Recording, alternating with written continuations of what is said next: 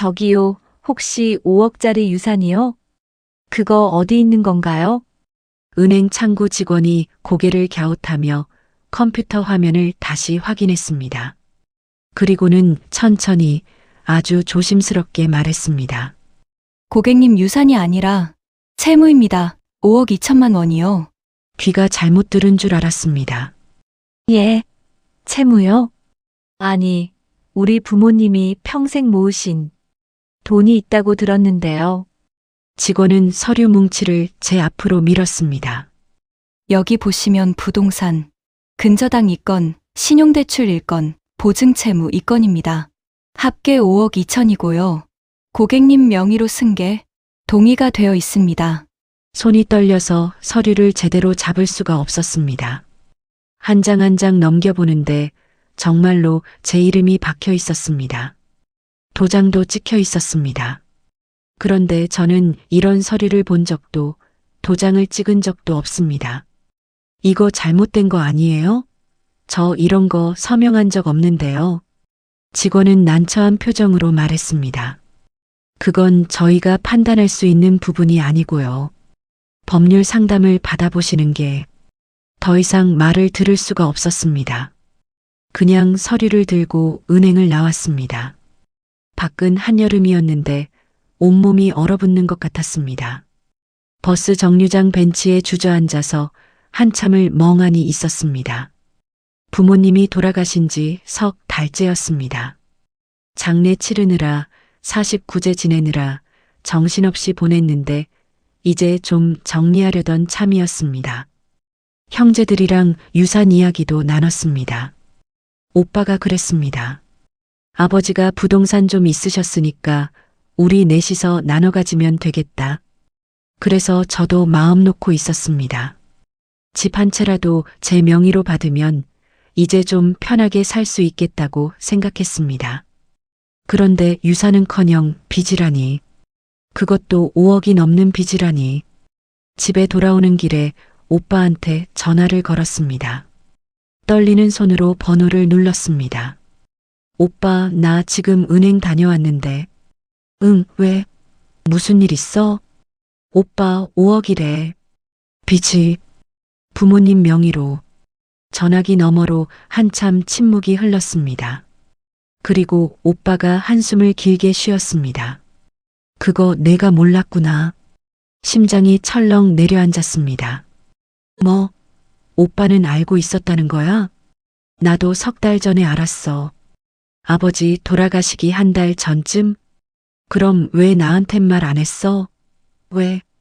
오빠는 또 한참 말이 없었습니다. 그러더니 이렇게 말했습니다. 말해봤자 어차피 내가 떠안을 거니까. 미리 알면 더 힘들까봐 그랬어. 무슨 소리야 그게? 나도 알 권리가 있잖아. 알아서 뭐해. 결국 둘째 딸인 내가 책임져야 하는 거 아버지도 그렇게 말씀하셨어. 전화를 끊었습니다. 아니, 끊긴 건지 제가 끊은 건지 기억이 안 납니다.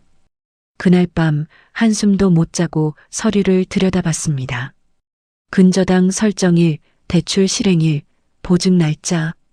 하나하나 확인하는데 이해가 안 되는 부분이 너무 많았습니다.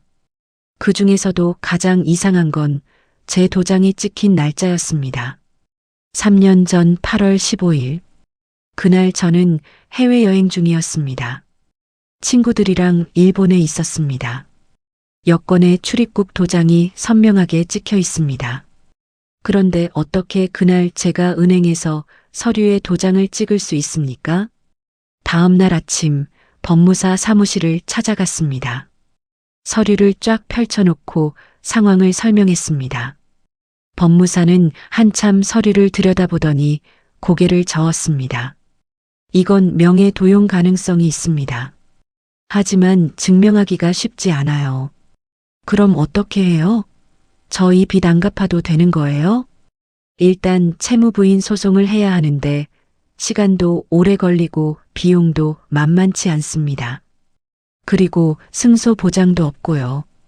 그 말을 듣는 순간 앞이 캄캄했습니다. 결국 저는 그냥 집으로 돌아왔습니다. 그리고 그날부터 독촉 전화가 오기 시작했습니다. 채무자이신 김선아 고객님이시죠? 연체 이자가 발생하고 있습니다. 하루에 서너 통씩 왔습니다. 저녁 먹다가도 잠들기 직전에도 새벽에도 울렸습니다. 전화를 받을 때마다 가슴이 철렁 내려앉았습니다. 그렇게 한 달이 지나고 두 달이 지나고 석 달이 지났습니다. 이자만 갚느라 제 월급은 텅텅 비었습니다. 원금은 꿈도 못 꾸고 그냥 매달 이자 150만 원씩 갚아 나갔습니다. 허리가 아파도 병원에 못 갔습니다. 이가 시려도 참았습니다. 친구들 만나는 것도 끊었습니다. 커피 한 잔도 아까웠습니다. 그렇게 1년이 지나고 2년이 지나고 3년째로 접어들었습니다. 하루하루가 지옥이었습니다. 아침에 눈 뜨는 것도 무서웠습니다. 오늘은 또 무슨 일이 생길까, 어떤 독촉이 올까, 그 생각뿐이었습니다. 그러던 어느 날, 명절이었습니다. 큰 집에 가기 싫었지만 안 가면 또 뭐라 할까봐 억지로 갔습니다. 여동생이 저를 보더니 조용히 다가왔습니다. 언니, 얼굴이 왜 그래? 많이 힘들어 보여. 응, 좀 그래. 여동생이 제 손을 잡았습니다.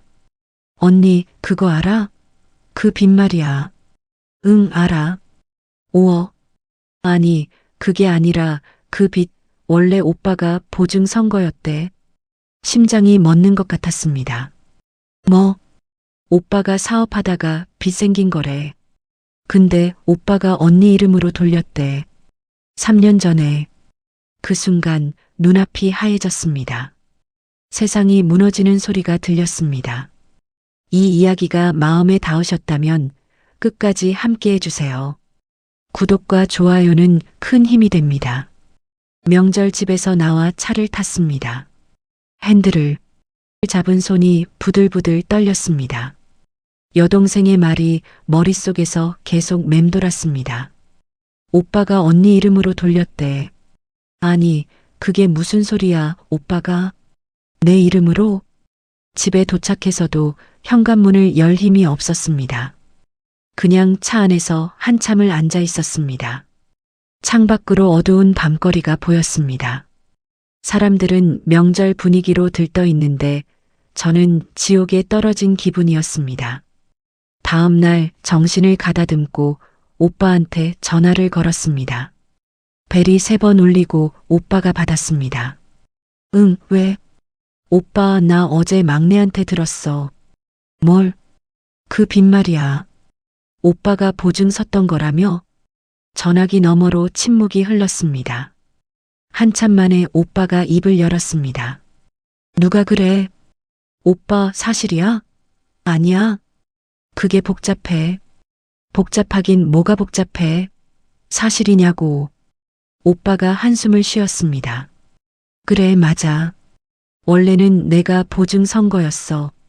그 순간 온몸에 피가 거꾸로 도는 것 같았습니다. 그럼 왜 내 이름으로 바뀐 거야? 그게 사업이 안 돼서 빚이 너무 커진 거야.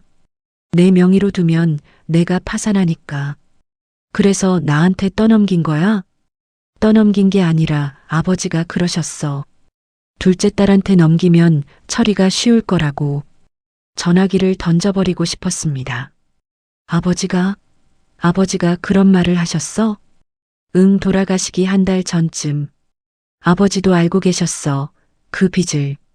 머리가 터질 것 같았습니다. 아버지도 알고 계셨다고요?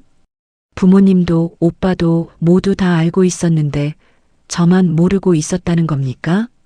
그럼 그때 나한테 왜 말 안 했어? 말하면 내가 반대할 거 아냐. 그래서 그냥 서류만 처리했어. 서류만 처리했다고? 내 도장은 누가 찍었는데? 오빠가 또 침묵했습니다. 오빠, 대답해. 어머니가 갖고 계셨어. 내 도장. 그 말에 눈앞이 캄캄해졌습니다. 어머니가요? 어머니가 제 도장을 가지고 계셨다고요? 그래서 어머니가 대신 찍으신 거야? 응, 아버지 말씀대로. 전화를 끊었습니다. 더 이상 들을 수가 없었습니다. 바닥에 주저앉아서 한참을 울었습니다. 부모님이 저를 이렇게 대했다는 게 믿기지 않았습니다. 평생 착하게 살았습니다. 부모님 말씀 잘 듣고, 오빠 말도 잘 듣고, 동생들 챙기고, 그렇게 살았습니다. 그런데 왜 저한테 이렇게 하신 겁니까? 며칠 동안 아무것도 못했습니다. 회사도 못 나갔습니다. 밥도 못 먹었습니다. 그냥 이불 속에 들어가서 하루 종일 누워 있었습니다. 일주일쯤 지났을 때 정신을 차려야겠다고 생각했습니다. 울고 있다고 해서 달라지는 건 없으니까요. 일단 정확한 사실관계를 파악해야겠다고 결심했습니다. 은행에 다시 갔습니다. 이번엔 지점장을 만나고 싶다고 했습니다. 지점장이 나왔습니다. 50대쯤 되어 보이는 남자였습니다. 무슨 일로 오셨습니까? 저는 서류를 펼쳐 보였습니다. 제가 이 채무를 승계했다고 되어 있는데요. 저는 이 서류에 서명한 적이 없습니다. 지점장이 서류를 들여다봤습니다. 도장이 찍혀 있는데요. 제가 직접 찍은 게 아닙니다. 그날 저는 해외에 있었어요. 여권 사본을 보여줬습니다. 여기 보세요. 출입국 기록이 있잖아요. 지점장이 난처한 표정을 지었습니다. 그건 저희가 확인할 수 있는 부분이 아니고요. 경찰에 신고를 하시든지. 은행은 책임 없다는 거예요? 저희는 서류상 문제가 없으면 처리할 수밖에 없습니다. 도장 찍은 사람이 본인이 맞는지 확인도 안 하고요. 그건 도장이 있으면 본인으로 간주합니다. 말이 안 통했습니다. 은행을 나와서 경찰서로 갔습니다. 민원실에 앉아서 상황을 설명했습니다. 경찰관이 고개를 끄덕이며 들었습니다.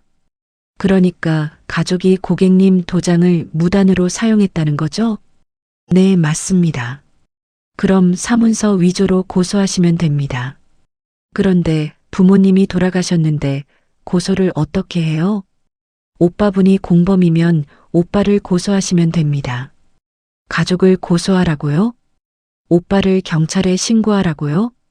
경찰서를 나오는데 누군가 제 이름을 불렀습니다. 김선아 씨 맞으시죠? 돌아보니 60대쯤 되어 보이는 남자였습니다. 네, 그런데요. 저 박성원입니다.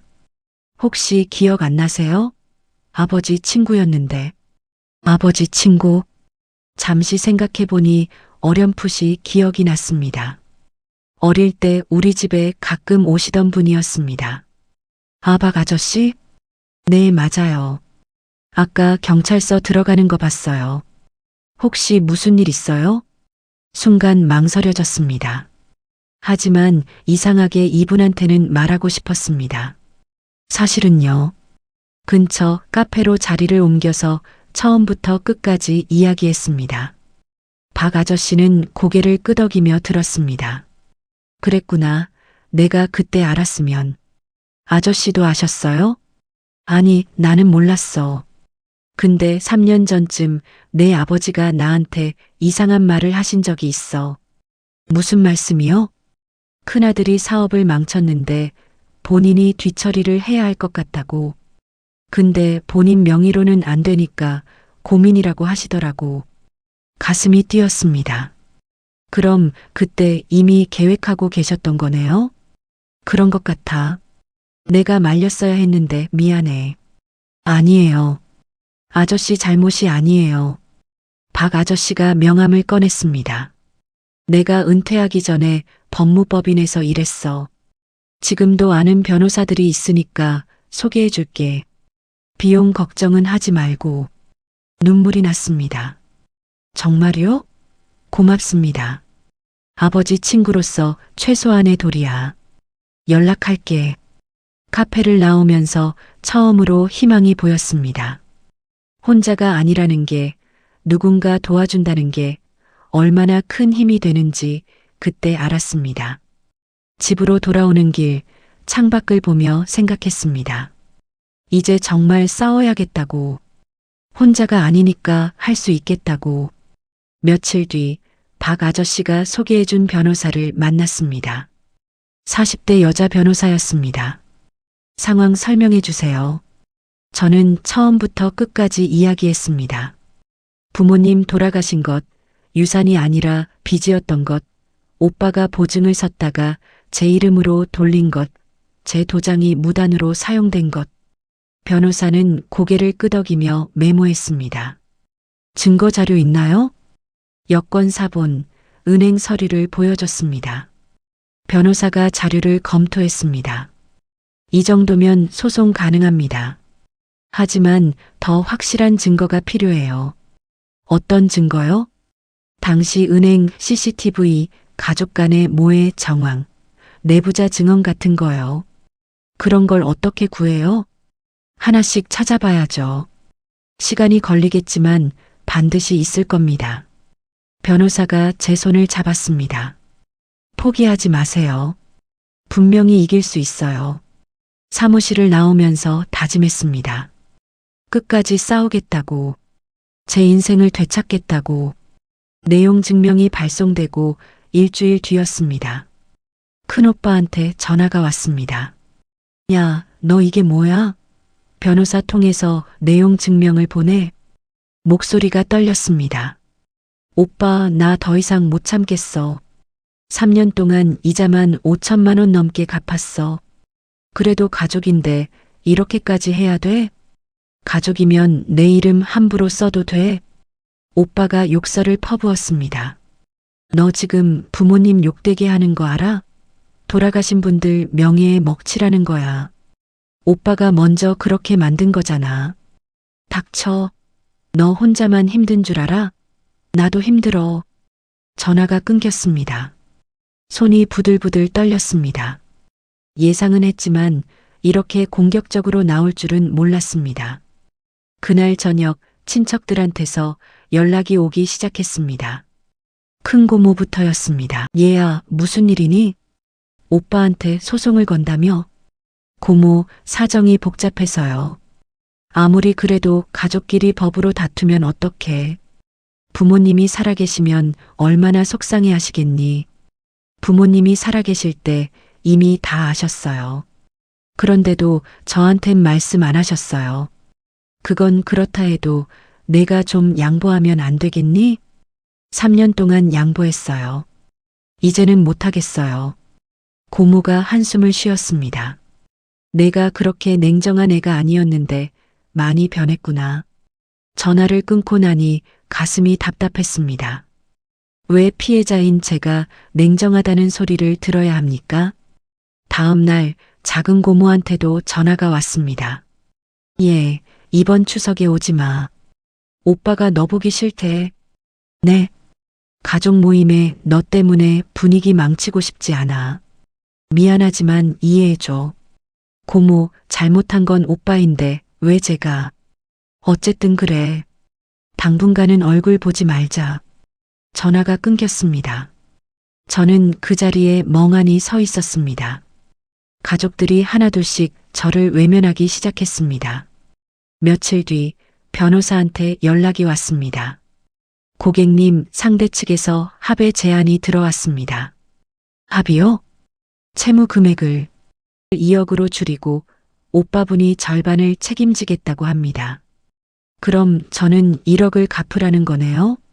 네, 그렇게 되겠네요. 고개를 저었습니다. 안 돼요. 저는 1원도 갚을 이유가 없어요.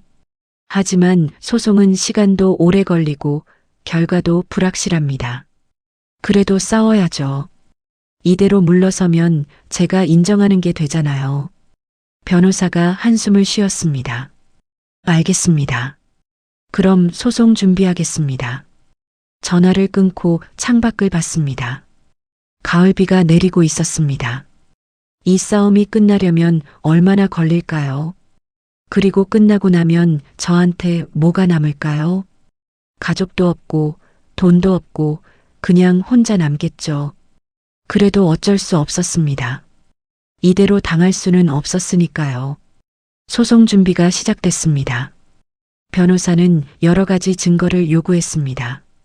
3년 전 8월 15일 고객님이 해외에 있었다는 증거가 더 필요합니다. 여권 말고요? 네. 비행기 티켓, 호텔 예약 확인서, 신용카드 사용 내역 같은 거요. 다행히 이메일에 예약 확인서가 남아 있었습니다. 신용카드 내역도 카드사에 요청해서 받았습니다. 변호사한테 전달했습니다. 좋습니다. 이 정도면 알리바이 입증 가능합니다. 그럼 이길 수 있나요? 가능성은 있습니다.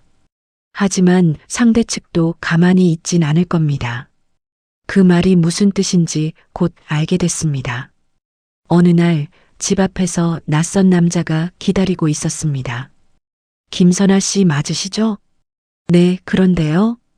저는 채권 추심 업체에서 나왔습니다. 이거 확인 좀 해주시죠. 서류를 내밀었습니다. 채무 독촉장이었습니다. 이미 변호사 통해서 진행 중인데요. 그건 그거고요. 저희는 은행에서 채권을 넘겨받았습니다. 빨리 갚으시는 게 좋을 겁니다. 협박하시는 거예요? 협박이 아니라 사실을 말씀드리는 겁니다. 법적 조치 들어가면 고객님만 손해예요. 남자는 명함을 던지듯 주고 갔습니다. 손이 떨렸습니다. 이제 추심업체까지 나섰다는 겁니까? 집에 들어가서 변호사한테 전화했습니다. 채권이 추심업체로 넘어갔대요. 예상했던 수순입니다. 신경 쓰지 마세요. 소송 중이니까 함부로 못합니다.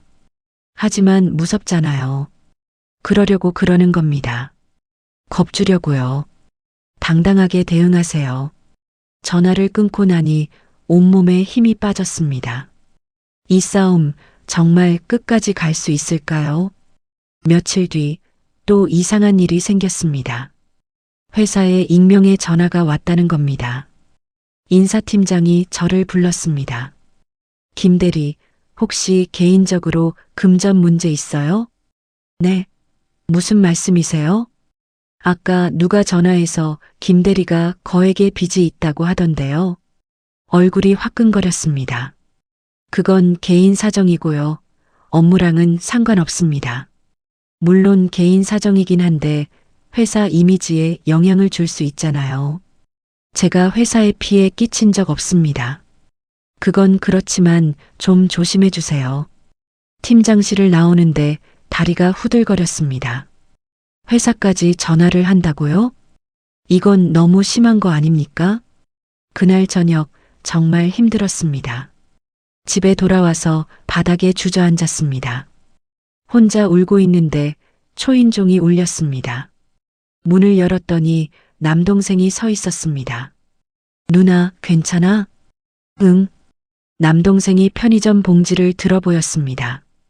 컵라면이랑 김밥 샀어. 같이 먹자.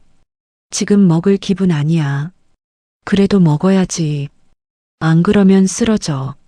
남동생이 부엌으로 가서 라면을 끓였습니다. 둘이 마주 앉아서 라면을 먹었습니다. 한참을 말없이 먹다가 남동생이 입을 열었습니다. 누나 힘들지? 응. 나도 미안해. 내가 돈이 있으면 도와줄 텐데. 내 잘못 아니야. 근데 누나, 포기하지 마. 누나가 옳은 거야. 그 말에 눈물이 났습니다. 가족들은 다 날 욕하는데 그 사람들은 진실을 모르니까 그래. 나는 알아. 누나가 얼마나 힘들었는지. 남동생이 제 손을 잡았습니다. 누나, 조금만 버텨. 끝까지 가보자. 고마워. 고맙긴. 가족인데. 그날 밤 남동생이 간 뒤에 조금 마음이 편해졌습니다. 최소한 한 명이라도 제 편이 있다는 게 힘이 됐습니다. 소송 첫 변론 기일이 잡혔습니다. 법원에 가는 날 아침 잠을 한숨도 못 잤습니다. 옷을 입는데 손이 떨려서 단추를 잠그기가 어려웠습니다. 법원 앞에서 변호사를 만났습니다. 긴장하지 마세요.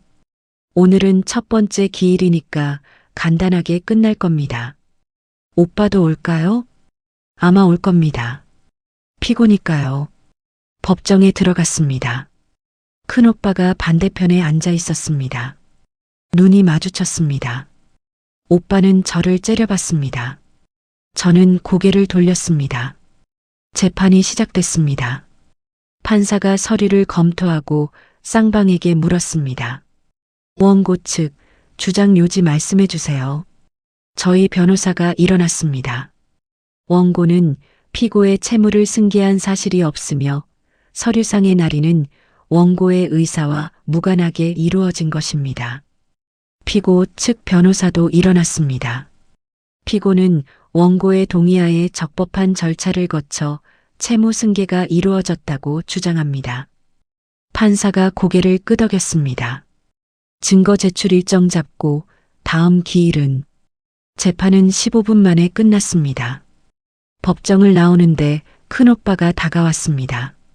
너 정말 끝까지 갈 거야? 오빠가 진실을 말하면 안 가도 돼. 진실? 진실은 내가 가족을 배신했다는 거야. 배신한 건 오빠잖아. 오빠가 비웃었습니다. 법으로 이긴다고 내가 이기는 거 아니야. 가족들은 다 내 편 아니야. 상관없어. 나 혼자라도 갈 거야. 오빠가 뒤도 안 돌아보고 가버렸습니다. 저는 그 자리에 한참 서 있었습니다. 법원 계단을 내려오는데 눈물이 났습니다. 하지만 울면서도 계속 걸었습니다. 이제 돌아갈 수 없다는 걸 알았으니까요. 두 번째 변론 기일까지는 한 달이 남았습니다. 그 한 달 동안 저는 혼자 조사를 시작했습니다. 변호사한테만 맡기기엔 답답했습니다. 뭔가 더 확실한 증거가 필요했습니다. 처음 찾아간 곳은 부모님 집이었습니다. 빈집이 된 지 반년이 넘었습니다. 현관문을 열고 들어가니 먼지 냄새가 났습니다. 거실, 안방, 작은 방을 돌아다니며 서류를 찾았습니다. 서랍을 열고 옷장을 뒤지고 책상 구석구석을 뒤졌습니다. 1시간을 뒤졌지만 특별한 건 나오지 않았습니다. 그냥 오래된 공과금 고지서, 건강검진 결과지, 보험 안내문뿐이었습니다. 지쳐서 거실 소파에 앉았습니다. 여기 어딘가 분명히 있을 텐데. 아버지와 오빠가 주고받았던 무언가가. 다시 일어나서 안방으로 갔습니다. 이번엔 더 꼼꼼하게 살펴봤습니다. 옷장 위, 침대 밑, 화장대 서랍. 그때 화장대 서랍 맨 밑에서 작은 열쇠를 발견했습니다. 금고 열쇠 같았습니다. 우리 집에 금고가 있었나? 안방 구석구석을 다시 살펴봤습니다. 옷장 안쪽, 선반 뒤편에 작은 금고가 숨겨져 있었습니다. 열쇠를 넣고 돌렸습니다. 딸깍, 금고가 열렸습니다. 안에는 서류들이 가득했습니다. 통장, 계약서, 영수증, 편지. 하나하나 펼쳐보는데 손이 떨렸습니다. 그 중에 눈에 띄는 서류가 있었습니다. 큰오빠 이름으로 된 사업자 등록증이었습니다. 날짜를 보니 4년 전이었습니다. 그리고 그 밑에 대출 계약서가 있었습니다. 오빠가 사업 자금으로 3억을 빌렸다는 내용이었습니다. 보증인 란에는 아버지 이름이 적혀 있었습니다. 가슴이 두근거렸습니다. 이게 바로 그 빚의 시작이구나. 더 뒤지다가 또 다른 서류를 발견했습니다. 채무 재조정 합의서였습니다. 날짜는 3년 전 7월. 제 이름이 채무자로 변경된 게 8월이니까 그 한 달 전이었습니다. 합의서에는 이렇게 적혀 있었습니다. 채무자 김수철은 채무 이행 불가로 인해 가족 명의로 전환하는 것에 동의함. 그 아래 아버지와 오빠의 서명이 나란히 있었습니다. 온몸에 소름이 돋았습니다. 아버지와 오빠가 함께 계획한 거였습니다. 처음부터 저한테 떠넘길 작정이었던 겁니다. 서류를 전부 가방에 넣고 집을 나왔습니다. 차에 타자마자 변호사한테 전화했습니다. 변호사님, 증거 찾았어요. 어떤 증거요? 오빠랑 아버지가 작성한 채무 재조정 합의서요. 제 이름으로 바꾸기로 계획했다는 내용이요. 변호사가 흥분한 목소리로 말했습니다. 그거 결정적입니다. 당장 사무실로 가져오세요. 사무실로 달려갔습니다. 변호사가 서류를 꼼꼼히 검토했습니다. 이거면 됩니다. 명백한 사전 모의가 있었다는 증거예요. 그럼 이길 수 있나요? 가능성이 훨씬 높아졌습니다. 이걸 법정에 제출하면 그때 핸드폰이 울렸습니다. 모르는 번호였습니다. 받았습니다. 여보세요? 김선아 씨 맞으시죠? 저는 희망은행 대출 심사팀에서 일했던 사람입니다. 네. 누구시죠? 3년 전에 고객님 명의로 채무 승계 서류 처리했던 담당자입니다. 심장이 쿵쾅거렸습니다. 왜 전화하셨어요? 제가 양심의 가책을 느껴서요. 사실 그때 고객님이 직접 온 게 아니었습니다. 네. 고객님 오빠분이 오셨어요. 도장이랑 신분증 사본을 들고요. 저희도 이상하다 싶었는데 상사가 그냥 처리하라고 해서 목소리가 떨렸습니다. 그럼 그거 증명할 수 있어요? 네. 당시 CCTV 기록이 남아 있을 겁니다. 그리고 제가 작성한 내부 메모도 있고요. 왜 이제서야 말씀하시는 거예요? 잠시 침묵이 흘렀습니다. 저도 그 일 때문에 회사를 그만뒀습니다. 양심이 불편해서요. 최근에 고객님 소송 얘기를 듣고 더는 모른 척할 수 없었습니다. 눈물이 났습니다. 고맙습니다. 정말 고맙습니다. 제가 할 수 있는 건 증언뿐입니다. 도움이 됐으면 좋겠습니다. 전화를 끊고 변호사를 봤습니다. 변호사도 놀란 표정이었습니다. 이거 대박입니다. 내부 증언까지 확보했어요. 그럼 정말 이길 수 있나요? 거의 확실합니다. 상대 측이 반박할 방법이 없어요. 그날 밤 처음으로 마음 편히 잠을 잤습니다. 3년 만에 처음이었습니다. 일주일 뒤 은행 전 직원과 면담했습니다. 30대 후반으로 보이는 남자였습니다. 당시 상황을 자세히 말씀해 주시겠어요? 네. 그날 오빠분이 오셨습니다. 고객님 신분증 사본이랑 도장을 들고요. 그럼 제가 직접 온 게 아니라는 걸 아셨겠네요? 네. 그래서 상사한테 보고했죠. 근데 상사가 가족이니까 괜찮다고 하더라고요. 그게 정상적인 절차인가요? 아니요. 원칙적으로는 본인이 직접 와야 합니다. 근데 실무에선 그런 경우가 종종 있습니다. CCTV 기록은요? 은행에 요청하면 받을 수 있을 겁니다. 보관 기간이 3년이라 아직 있을 거예요. 변호사가 메모하며 물었습니다. 법정에서 증언해 주실 수 있나요? 남자가 잠시 고민하더니 고개를 끄덕였습니다. 네. 제 양심을 속일 수는 없으니까요. 면담을 마치고 나오는데 다리에 힘이 풀렸습니다. 이제 정말 끝이 보이는 것 같았습니다. 며칠 뒤 은행에서 CCTV 자료를 받았습니다. 변호사 사무실에서 함께 확인했습니다. 화면에 큰오빠가 선명하게 보였습니다. 창구에 앉아서 서류를 작성하고 있었습니다. 타임스탬프를 보니 정확히 3년 전 8월 15일 오후 2시였습니다. 그 시간 저는 일본 도쿄에 있었습니다. 사진으로도 증명할 수 있었습니다. 변호사가 고개를 끄덕였습니다. 완벽합니다. 이보다 더 확실한 증거는 없어요. 그럼 다음 재판에서 제출하는 거죠? 네. 상대 측이 뭐라고 변명할지 궁금하네요. 재판 일주일 전 큰오빠한테 문자를 보냈습니다. 오빠 마지막으로 기회 줄게. 진실을 인정하면 합의할 수 있어. 1시간 뒤 답장이 왔습니다. 너 미쳤어? 합의는 무슨. 법정에서 보자. 그 문자를 보고 모든 미련을 버렸습니다. 이제 가족이고 뭐고 없었습니다. 그냥 가해자와 피해자일 뿐이었습니다. 재판 전날 밤 남동생이 찾아왔습니다. 누나, 내일 재판이지? 나도 갈게. 왜? 누나 혼자 보내기 싫어서. 내가 옆에 있어줄게. 그 말에 또 눈물이 났습니다. 고마워. 큰형이 잘못한 거야. 누나 잘못 없어. 당당하게 해. 다음 날 아침 법원에 갔습니다. 남동생이 제 옆에 앉았습니다. 재판이 시작됐습니다. 변호사가 증거를 제출했습니다. 채무 재조정 합의서, CCTV 영상, 은행 직원 증언, 여권 사본, 신용카드 내역. 모든 게 명확했습니다.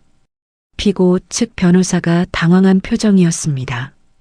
판사가 큰오빠를 보며 물었습니다. 피고는 이 증거들에 대해 어떻게 생각하십니까? 오빠가 입을 열었습니다. 그건 가족 간의 일이고, 가족 간의 일이라도 타인의 명의를 무단으로 사용하면 범죄입니다.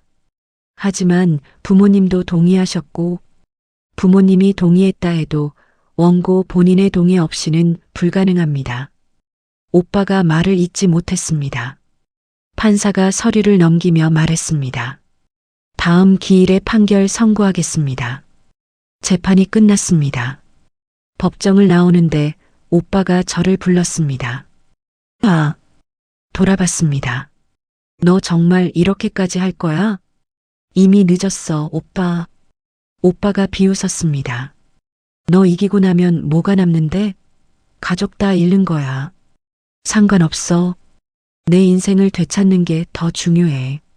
오빠는 아무 말 없이 돌아섰습니다.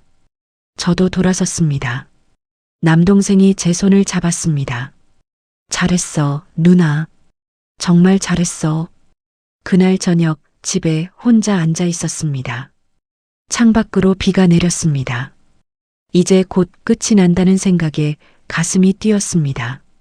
두렵기도 하고 기대되기도 하고 복잡한 감정이 밀려왔습니다. 하지만 후회는 없었습니다. 제가 할 수 있는 최선을 다했으니까요. 판결, 선고일은 한 달 뒤였습니다. 그 한 달이 1년처럼 길게 느껴졌습니다. 매일 아침 눈을 뜰 때마다 생각했습니다. 과연 이길 수 있을까? 판사가 제 편을 들어줄까? 혹시라도 지면 어떡하지? 그런 생각들이 머릿속을 맴돌았습니다. 변호사는 자신 있다고 했습니다. 증거가 이렇게 확실한데 진리가 없어요. 하지만 저는 불안했습니다. 인생에서 확실한 건 없으니까요.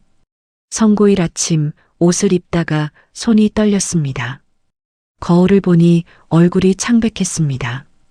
3년 동안 이 순간을 기다렸습니다. 남동생이 문자를 보냈습니다. 누나, 나 법원 앞에서 기다릴게. 힘내. 그 문자를 보고 조금 마음이 놓였습니다. 법원에 도착하니 남동생이 서 있었습니다. 누나, 괜찮아? 응, 떨려. 당연하지. 나도 떨려. 근데 잘 될 거야. 법정에 들어갔습니다. 큰오빠도 와 있었습니다. 예전과 달리 얼굴이 많이 수척해 보였습니다. 우리는 서로를 보지 않았습니다. 판사가 입장했습니다. 제1호 사건, 채무부 존재 확인 청구 사건, 판결을 선고합니다. 심장이 터질 것 같았습니다. 판사가 서류를 보며 읽기 시작했습니다. 원고가 제출한 증거들을 종합적으로 검토한 결과 피고가 원고의 명의를 무단으로 사용하여 채무를 승계시킨 사실이 명백히 인정됩니다. 숨이 멎는 것 같았습니다. 따라서 원고는 해당 채무에 대한 책임이 없으며 피고는 원고에게 지금까지 변제한 금액 총 5,200만 원을 반환해야 합니다. 그 순간 눈물이 쏟아졌습니다. 또한 피고의 행위는 사문서 위조에 해당하므로 검찰에 수사 의뢰하도록 합니다. 이겼습니다. 정말로 이긴 겁니다. 판사가 마지막으로 말했습니다. 이상 판결을 마칩니다. 법정을 나오는데 다리에 힘이 없었습니다. 남동생이 저를 부축했습니다. 누나, 축하해. 정말 잘했어. 저는 그 자리에서 주저앉아 울었습니다. 3년 동안 참았던 눈물이 터져 나왔습니다. 분하고 억울하고 외롭고 힘들었던 모든 순간들이 스쳐 지나갔습니다. 한참을 울고 나서야 정신을 차렸습니다. 변호사가 다가왔습니다. 수고하셨어요. 정말 잘 싸우셨습니다. 변호사님 덕분이에요. 아니에요. 고객님이 포기하지 않았기 때문입니다. 악수를 나눴습니다. 법원을 나오는데 큰오빠가 계단에 앉아 있었습니다. 고개를 숙이고 있었습니다. 저는 그냥 지나쳤습니다. 더 이상 할 말이 없었습니다. 집으로 돌아오는 길 창밖을 보며 생각했습니다. 이제 뭘 해야 하지? 빚은 없어졌지만 가족도 잃었습니다. 그래도 후회는 없었습니다. 제 인생을 되찾았으니까요. 며칠 뒤 은행에서 연락이 왔습니다.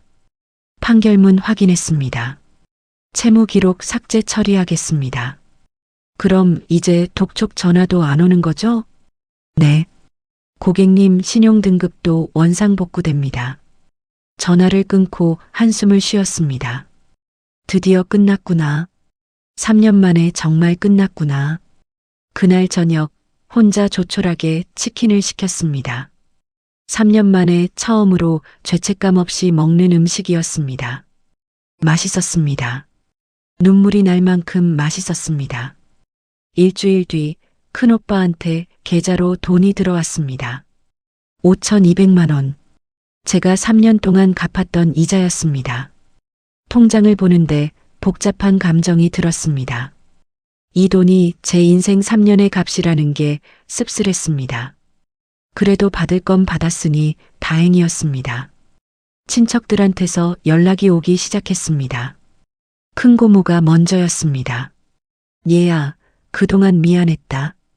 내 입장을 이해 못해서. 괜찮아요, 고모. 앞으로는 명절에도 나와. 내가 옳았어. 생각해 볼게요. 작은 고모도 연락했습니다.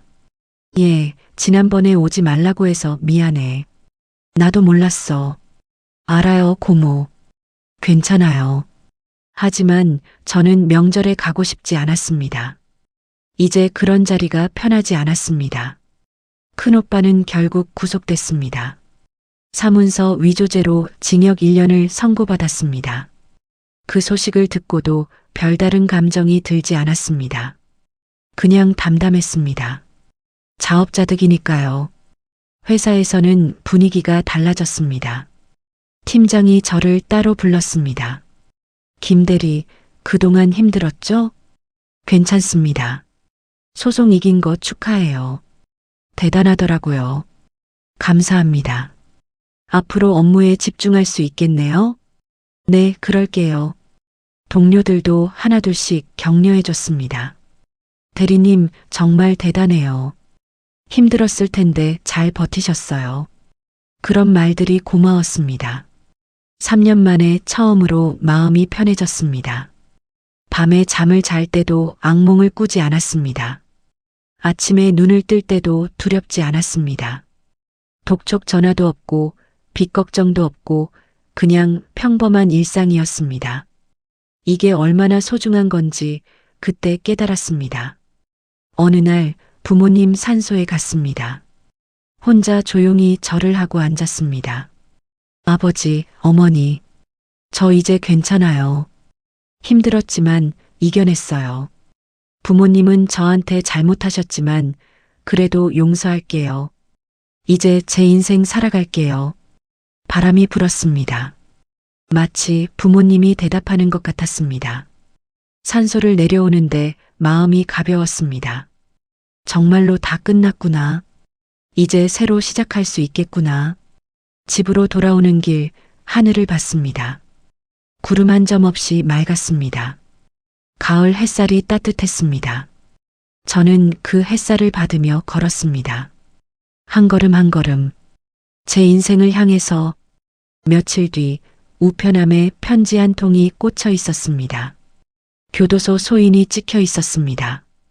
큰오빠가 보낸 편지였습니다. 한참을 그 편지를 들고 서 있었습니다. 열어볼까 말까? 결국 그냥 서랍에 넣어뒀습니다. 아직은 읽을 준비가 안 됐습니다. 언젠가 제 마음이 정리되면 그때 읽어볼 생각입니다. 그날 밤 일기를 썼습니다. 오늘부터 나는 자유다. 아무에게도 빚지지 않은 내 인생이다. 이제 나를 위해 살 것이다. 일기장을 덮고 불을 껐습니다. 어둠 속에서 미소를 지었습니다. 내일은 또 어떤 날이 펼쳐질까? 기대됐습니다. 3년 만에 처음으로 내일이 기대됐습니다. 그로부터 6개월이 지났습니다. 저는 여전히 같은 회사에 다니고 있습니다.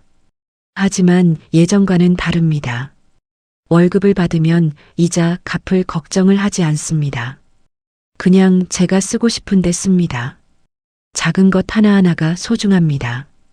카페에서 커피 한 잔 마시는 것, 친구들이랑 저녁 먹는 것, 백화점에서 옷 한 벌 사는 것, 예전엔 꿈도 못 꿨던 일들입니다. 남동생과는 자주 만납니다. 한 달에 2~3번은 같이 밥을 먹습니다. 누나, 요즘 어때? 응, 좋아. 진짜 좋아. 다행이다. 얼굴도 밝아졌어. 내 덕분이야. 내가 없었으면 못 버텼을 거야. 가족은 그런 거지 뭐. 그 말에 웃었습니다. 가족이라는 단어가 이제는 무섭지 않습니다. 여동생과도 연락하고 지냅니다. 명절엔 아직 큰 집에 안 가지만 동생이랑은 따로 만납니다. 언니 미안해. 내가 진작 말했어야 했는데. 아니야. 내가 말해줘서 고마워.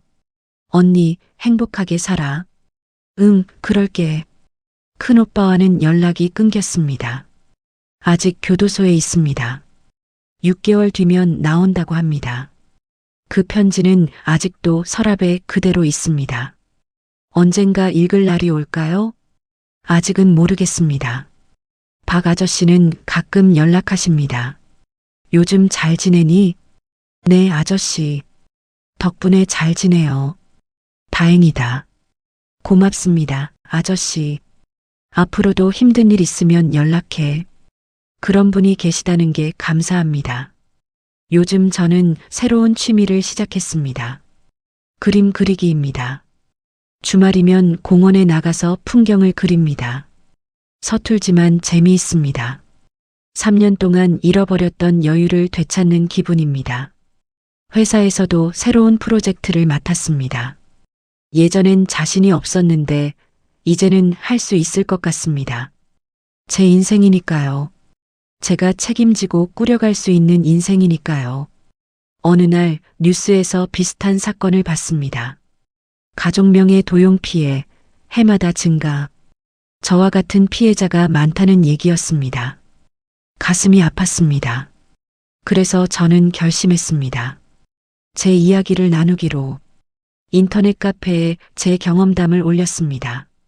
어떻게 발견했는지, 어떻게 대응했는지, 어떤 증거가 필요한지 댓글이 많이 달렸습니다.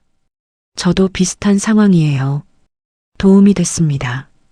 용기 내주셔서 감사해요.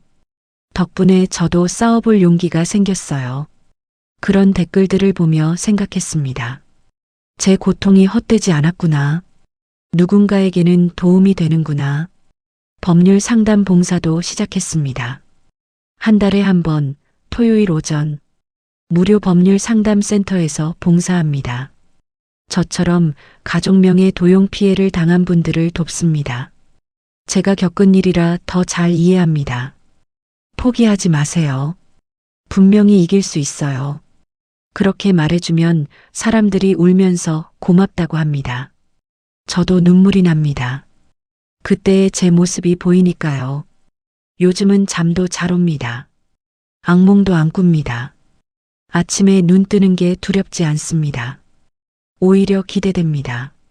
오늘은 어떤 하루가 펼쳐질까? 무슨 좋은 일이 있을까? 그런 생각을 하며 하루를 시작합니다. 지난주엔 오랜만에 여행도 다녀왔습니다. 제주도로 2박 3일. 혼자 떠난 여행이었습니다.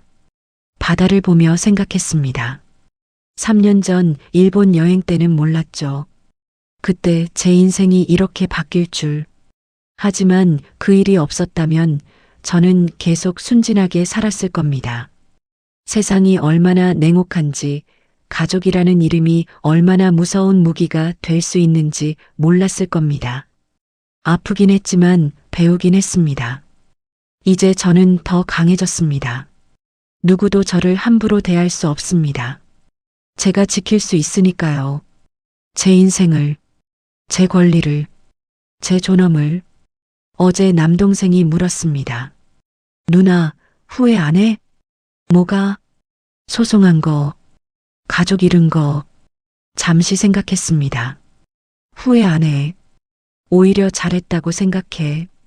진짜? 응. 그때 싸우지 않았으면 평생 짊어지고 살았을 거야. 그게 더 무서운 거지. 남동생이 고개를 끄덕였습니다. 누나 대단해. 나는 그렇게 못했을 것 같아. 너도 할 수 있어. 정말 필요하면. 그렇겠지? 응.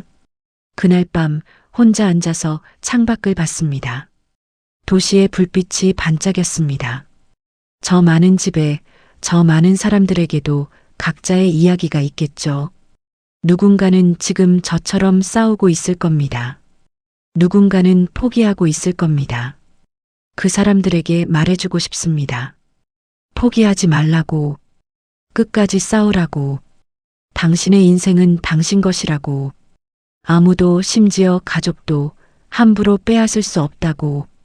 오늘도 저는 살아갑니다. 제 이름으로, 제 의지로, 제 선택으로. 그리고 그것이 가장 소중한 자유라는 걸 이제는 압니다. 이런 이야기가 좋으셨다면 구독과 좋아요로 다음 이야기도 함께 해주세요.